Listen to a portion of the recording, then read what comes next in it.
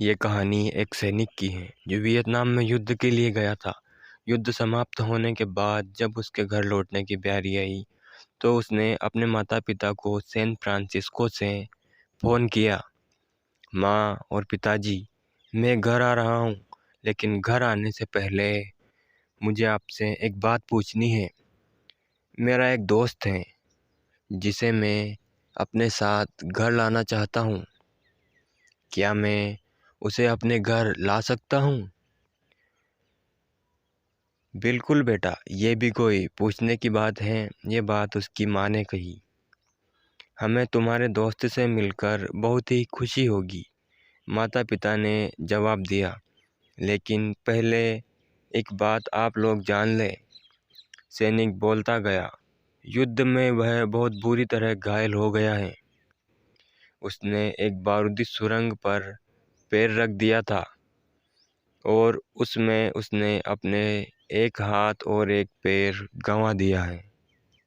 उसके पास कोई जगह नहीं है जहां वो जा सके। इसीलिए मैं उसे अपने साथ रहने के लिए लाना चाहता हूँ। उसकी यह बात सुनकर उसकी माँ बोली, बेटा, तुम्हारे दोस्त के बारे में जानकर हमें बहुत दुख हुआ। हो सकता है हम उसके रहने के लिए कोई जगह तलाश कर सके। नहीं माँ, मैं चाहता हूँ कि वो हमारे साथ रहे। लेकिन बेटा, आप पिता ने कहा, तुम समझ नहीं रहे हो कि तुम क्या चाह रहे हो। इस तरह का अपाहिज व्यक्ति हमारे लिए कितना बड़ा बोझ होगा। हमारी अपनी ज़िंदगी है जीने के लिए, और हम नहीं चाहते कि इस तरह की कोई भी परिस्थिति हमारी ज़िंदगी में दखल दे। मेरे हिसाब से तुम्हें अकेले घर आना चाहिए और अपने दोस्त को वहीं छोड़ देना चाहिए। वह अपनी ज़िंदगी जीने के लिए कोई ना कोई रास्ता निकाल ही लेगा। सुनकर उस सैनिक ने फ़ोन रख दिया। कुछ दिनों बाद उसके माता पिता को सैन फ्रांसिस्को पुलिस से एक संदेश मिला, जिसमें उन्हें बताया गया कि उनके बेटे की एक बिल्डिंग से गिरकर मौत हो गई। पुलिस के हिसाब से ये सब एक सुसाइड केस था। दुखी माता पिता ने तुरंत ही सैन फ्रांसिस्को के लिए फ़्लाइट बुक कराई और वहां पहुंच गए। वहां उन्हें शहर के मुर्दाघर ले जाया गया ताकि वे अपने बेटे की पहचान कर सकें। उन्होंने उसकी पहचान कर ली, किंतु ये देखकर उनकी कँपकँपी छूट गई कि उनके बेटे का बस एक हाथ और एक पैर था। दोस्तों, इस कहानी में जो माता पिता हैं वे हम में से बहुत से लोगों की तरह हैं, जो अपनी सुविधाओं को सबसे अधिक महत्व देते हैं।